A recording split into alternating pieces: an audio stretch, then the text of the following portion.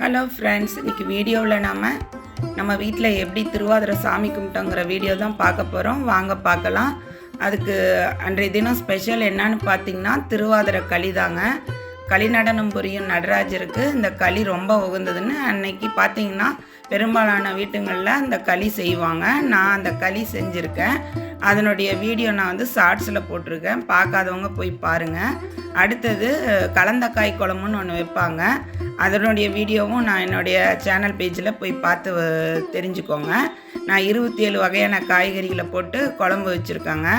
சாப்பாடு, உப்பு பருப்பு, நெய், கலந்தக்காய் குழம்பு, அடுத்தது அவரைக்காய் பொரியல், பூசணிக்காய் பொரியல், அந்த பச்சரிசியிலே செஞ்ச அப்பம், அடுத்தது போண்டா, ரசம், இதெல்லாம் செஞ்சு வச்சு தாங்க நான் அன்றைக்கி சாமி கும்பிட்டேன்.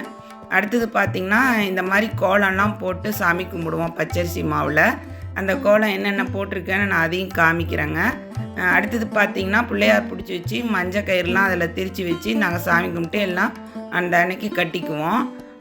அதுக்கு தேவையான அருகம்புல் கூட நான் பால்கனியில் ஜாடியில் வளர்த்திக்கிட்டு இருக்கேங்க. வெற்றிலையும் வச்சுருக்கேன். கீழே எங்கேயும் போய் நான் அருகம்புல் பறிக்க மாட்டேன், ஏன்னா அசிங்கமாக இருக்குன்ட்டு. அப்பப்போ சாமி கும்பிட்றதுக்கு தேவையான அருகம்புல், வெற்றிலை அதெல்லாம் இங்கேருந்தே நான் எடுத்துக்குவேன். இதை ஒரு நாளைக்கு நான் உங்களுக்கு வீடியோவாக காமிக்கிறேங்க. அடுத்தது என்னென்ன கோலம் போட்டிருக்கேன்னு பார்த்தீங்கன்னா நிலா, அரைநிலா, நட்சத்திரம், கண்ணாடி, சீப்பு, ஏணி, தென்னை மரம், அதுக்கப்புறம் கரும்பு, கால் பாதம், கண், இந்த மாதிரி எல்லாம் வரைஞ்சி தாங்க நாங்கள் கோலம் போடுவோம்.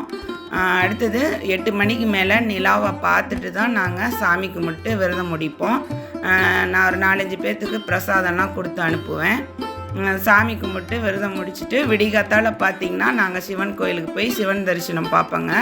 நடராஜர் தரிசனம் சிவகாமி அம்மையோடு நல்லா காட்சி தருவார். இந்த வீடியோ பார்க்குற அனைவருக்கும் சிவன் அருள் கிடைக்கட்டுங்க. வாழ்க வளமுடன்.